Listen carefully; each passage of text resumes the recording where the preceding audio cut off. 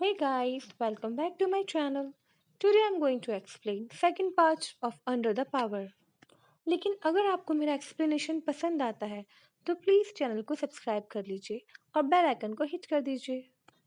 Episode की starting में हम देखते हैं कि जिन शाओ कुन का सिटी के बाहर इंतजार कर रही होती है, लेकिन उसका इंतजार लिू भी कर रहा होता है, हालांकि दोनों को एक दूसरे के बारे में पता नहीं होता। शाओ कुन छिपते छिपाते हुए जैसे ही अपने रूम से बाहर निकलता है, जिन उस पर अटैक कर देती है और दोनों के बीच में फाइट होने लगती है। शाओ कुन जिनके हाथ से छूटकर भाग चुका होता है, लेकिन तभी लिू उतरता है और उसे पकड़ लेता है। और जिन लिू से इस बात पर फाइट करने लगती है कि जहां भी मैं जाती हूँ तुम वहां क्यों आ जाते हो, इसे पहले मैंने पकड़ा था इसलिए इसे मुझे दो। दोनों आपस में आर्ग्यूमेंट करने लगते हैं और इस बात का फायदा उठाकर शाओकुन वहां से भाग जाता है और साथ ही वो जिन को धक्का दे देता है जिससे कि उसको चोट लग जाती है। और वो गुस्से में लिू से कहती है कि अगर तुमने उस दिन मुझसे मेरी हैंडगन नहीं छीनी होती तो आज मैं शाओकुन को यहाँ से भागने नहीं देती। लेकिन ल्यू पर उसकी किसी बात का कोई असर नहीं होता और वो वहां से जाने लगता है। तभी जिन ल्यू का पैर पकड़ लेती है और उससे कहती है कि तुम कैसे आदमी हो, तुम्हें पता है कि एक लड़की घायल है और मैं अपने पैरों से नहीं चल सकती, तुम मुझे इस तरह अकेला छोड़कर नहीं जा सकते। लेकिन जिन के बार बार रिक्वेस्ट करने पर भी ल्यू उसे अपनी गोद में नहीं उठाता, बल्कि वो उसे अजीब सी तरह से उठाकर घोड़े पर पटक देता है और उसे वहां से भेज देता है। लिू जब अपने घर पहुंचता है तो उसके पिता उससे केस के बारे में पूछते हैं कि वो शाओकुन को पकड़ पाया है या नहीं। लेकिन लिू और उसके पिता के बीच में कोई प्रॉब्लम है और इसी वजह से लिू अपने पिता से सीधे मुंह बात तक नहीं करता है। वो गलत तरीके से अपने पिता को उत्तर देता है और इसी वजह से उसके पिता का हाथ उस पर उठ जाता है, लेकिन लिू उनका हाथ पकड़ लेता है। उधर जिन अपने कंपेनियन डयांग से कहती है कि जहां तक मेरी इंफॉर्मेशन है शाओकुन को अभी तक सिटी के अंदर ही होना चाहिए और इसीलिए कल हम लोग एक इन्वेस्टिगेशन पर जाएंगे, क्योंकि हमें किसी भी हाल में ये केस उस लियू से पहले सॉल्व करना है। उधर अपने पिता से बात करके लियू का मूड ऑफ हो जाता है और वो कॉन्गजू बजाने लगता है। ये जो म्यूजिकल इंस्ट्रूमेंट है इसी का नाम कॉन्गू है। और उसे अपने बचपन के कुछ पल याद आने लगते हैं, जिसमें वो देखता है कि उसके पिता उससे कितना प्यार किया करते थे। लेकिन तभी एक पल ऐसा आता है जब उसकी माँ की मौत हो जाती है, वो भी उसके पिता की वजह से। और शायद इसी वजह से लियो अपने पिता से नफरत करता है। बचपन के ये सारे पल याद आते आते लियो के चेहरे पर गुस्सा दिखाई देने लगता है और वो बेहद अपसेट हो जाता है। अगले दिन जिन इन्वेस्टिगेशन पर निकलती है और वो डयांग को बताती है कि शाओ कुन के बारे में हमें जानकारी शाओ लेंगेर यानी कि उसकी बेटी से मिल सकती है, और मैंने सुना है कि उसकी बेटी रेगुलर सिटी टेम्पल के अंदर प्रे करने के लिए जाती है। और जिन और जयांग दोनों इन्वेस्टिगेशन करने के लिए टाउन टेम्पल पहुंच जाते हैं, लेकिन तभी वहां ल्यू भी पहुंच जाता है और उसे देखकर जिन के चेहरे की स्माइल गायब हो जाती है और वो कहती है ये यहाँ भी आ गया। टाउन टेम्पल के अंदर आज एक ऑक्शन ऑर्गेनाइज किया हुआ होता है जिसमें एक पुराने कोंग्यू को बेचा जा रहा होता है और उसकी नीलामी होती है।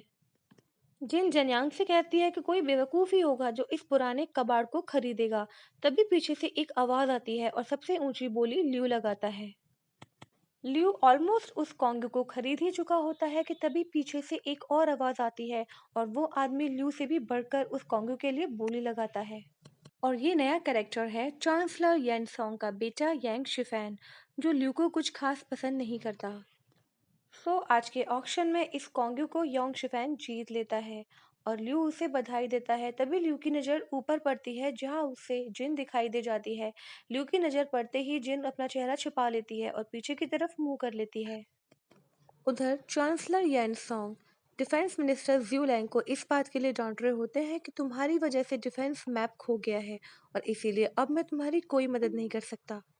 और ज्यूलिंग चांसलर से रिक्वेस्ट करता है कि मैंने हमेशा आपका साथ दिया है, आप इस तरह से मुझे छोड़ नहीं सकते। तभी चांसलर का बेटा योंग शिफैन वहां आता है और ज्यूलिंग को ये कहकर वहां से भेज देता है कि ठीक है, मैं आपकी मदद करने के लिए कोई उपाय सोचता हूँ। लेकिन ज्यूलिंग के जाने के बाद वो अपने पिता यैनसोंग से कहता है कि क्योंकि इनसे इतनी बड़ी गलती हुई है इसलिए इन्हें तो अब हम रख नहीं सकते और हमें इन्हें रिप्लेस करना होगा। लेकिन हुआंग यू, जिसने समुद्री डाकुओं से लड़ने में बहुत ही अच्छा अपना एक नाम कमाया है, हमें उसे रखने के बारे में सोचना चाहिए। उधर जीन और जयांग इन्वेस्टिगेशन करने के लिए चुपके चुपके एक जगह पहुंचते हैं, लेकिन हमेशा की तरह वहां ल्यू भी पहुंच जाता है, जो जिन को देखकर कहता है कि तुम बिल्कुल एक भूतनी की तरह हो, हर जगह पहुंच जाती हो। तभी इन्वेस्टिगेशन करते करते जिन चिल्लाती हुई ल्यू के पास आती है और उससे चिपक जाती है और कहती है कि वहां भूत है। तो ल्यू कहता है कि मुझे भूतों से ज्यादा डरावनी तो तुम लगती हो। लेकिन जिन सीरियस होती है और एक तरफ इशारा करके बताती है कि वहां मैंने अभी किसी की आंख को देखा है। तभी जिन पर अचानक तीरों से हमला होता है और ल्यू उसे बचा लेता है। तभी वहां एक गार्ड आता है और ल्यू को देखकर कहता है कि अगर आपको कुछ चाहिए था तो आप मुझे बता सकते थे, और अभी जो आप पर तीरों से हमला हुआ है वो मैंने ही किया था, जो यहाँ का एक अरेंजमेंट है इस जगह को चोरों से बचाने के लिए, मुझे माफ कीजिए। लेकिन जिन कहती है कि तुम झूठ बोल रहे हो, क्योंकि मैंने जिस आदमी की आंख को देखा था वो तुम्हारी जैसी नहीं थी, तुम्हारी उम्र बहुत ज्यादा है और वो एक यंग इंसान था। इसके बाद लियो गुस्से से उस आदमी की तरफ देखता है और उससे कहता है कि अगर तुम्हें अपनी जान प्यारी है तो तुम्हें सब कुछ सही सही बताना होगा। वो गार्ड डर जाता है और उन्हें बताता है कि शाओ कुन बहुत दिनों से यहाँ छिपा हुआ था और वो आंख उसी की थी, लेकिन आप लोगों के हमले की आवाज को सुनकर वो यहाँ से भाग गया है। और अब मेरे लिए भी उसे पकड़ना नामुमकिन है, क्योंकि उसने एक मास्क पहन रखा है जिसकी वजह से उसे पहचाना नहीं जा सकता। ये सुनकर जिन डयांग से कहती है कि अब हमें सिटी के अंदर उस जगह को ढूंढना होगा जहाँ ह्यूमन स्किन मास्क बनाए जाते हैं, और वहीं से हमें पता चल सकता है कि शाओकुन कहाँ मिलेगा। और ठीक इसी तरह की सोच लियू की भी होती है। वो अपने आदमियों से कहकर उस जगह का पता लगवा लेता है जहाँ पर मास्क बनाए जाते हैं, और वहाँ का नाम होता है जियाओ जियांग पवेलियन। जिन भी जियाओ जियांग पवेलियन में अंदर जाने के लिए कहती है तो डैंग उसे कहता है कि सोच लो, क्योंकि ये जगह लड़कियों के लिए अच्छी नहीं है। लेकिन जिन कहती है कि अगर मुझे इन्वेस्टिगेशन करनी है तो अंदर जाना ही होगा। उधर पवेलियन के अंदर योंग शिफैन और ल्यू की मुलाकात हो जाती है और शिफैन ल्यू को अपने साथ ड्रिंक करने के लिए लेकर चला जाता है। जिन उन दोनों के पास जाने के लिए एक दूसरा रास्ता निकालती है और वो उन्हीं लड़कियों के जैसे तैयार हो जाती है और म्यूजिक प्ले करने के लिए वहां चली जाती है। जिन उन दोनों के पास जाकर म्यूजिक प्ले करने लगती है और उस म्यूजिक को सुनकर ल्यू कहीं खो जाता है, क्योंकि ये म्यूजिक वही होता है जो बचपन में उसकी माँ उसको सुनाया करती थी। ल्यू को इस तरह से खोया हुआ देखकर योंग शिफैन उससे कहता है कि मुझे लगता है आपको इस लेडी का म्यूजिक बहुत पसंद आया है, इसलिए पर्सनली आपको इनसे बातें करनी चाहिए, मैं यहाँ से चलता हूँ। लियू जिन को देखते हुए उसकी तरफ आगे बढ़ने लगता है और जिन घबराकर पीछे जाने लगती है। तभी उसका पैर फिसलता है और वो गिरने ही वाली होती है कि लियू उसे संभाल लेता है और एक बार वापस वो लियू के बहुत करीब आ जाती है।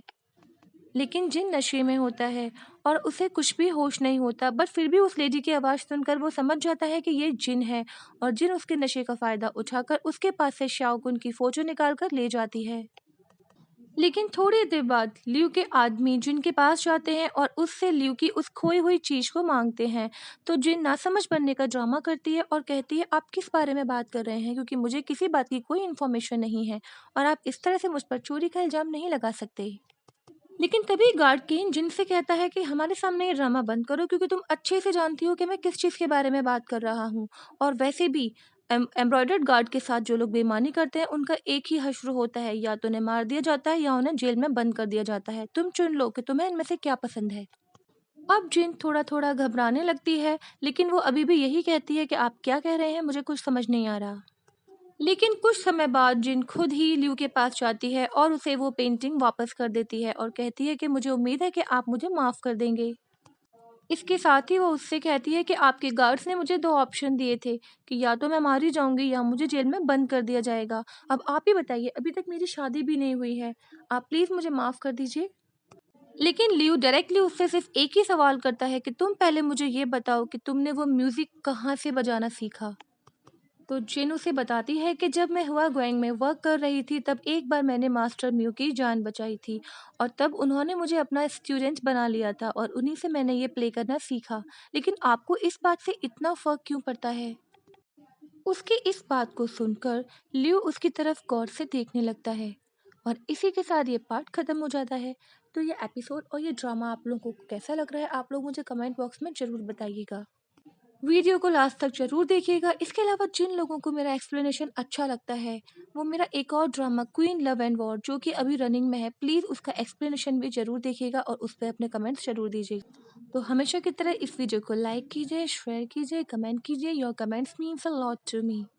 और आप लोग मुझे इंस्टाग्राम पर भी फॉलो कर सकते हैं। इंस्टाग्राम आईडी मैंने डिस्क्रिप्शन बॉक्स में और कमेंट बॉक्स में दे दी है। So please guys follow me on Instagram also to watch my dance videos. तो मिलते हैं नेक्स्ट पार्ट में। Till then tata bye bye sayonara and take care.